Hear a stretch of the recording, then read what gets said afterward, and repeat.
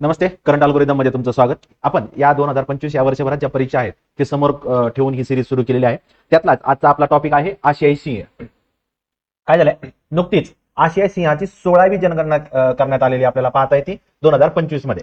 मग पहिली जनगणना सिंहाची गणना कधी झालेली 1936 ला आणि 1965 पासून दर 5 वर्षांनी सिंह गणना होते, हे लक्षात ठेवा. मग या 16व्या जनगणनेनुसार 891 इतकी आशियाई सिंहाची संख्या आहे. याच्यापूर्वी 674 होती आणि एकूण वाढ झालेली आहे ती 32% वाढ झालेली आहे.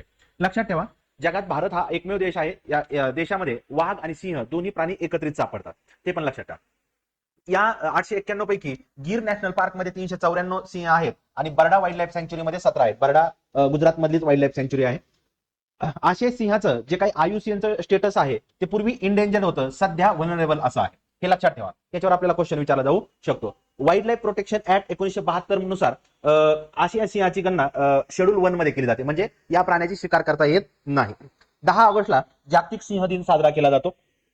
आशियाई सिंहाचं जे सायंटिफिक नेम आहे पॅन्थेरा लिओपर्सिया जे आहे ते नाव लक्षात ठेवा. आणि आशियाई सिंहाचा आयुष्यकाळ 16 ते 18 वर्ष इतका आहे, आपल्याला पाहता येतं. प्रोजेक्ट लायन जो आहे तो 2020 ला एक नव्यानं सुरू केलेला आपल्याला पाहता येतं. अशा प्रकारे आशियाई सिंह याच्यावर आपल्याला काय क्वेश्चन विचारला जाऊ शकतो त्या अनुषंगाने आपण सगळी माहिती कव्हर केलेली आहे. थँक्यू.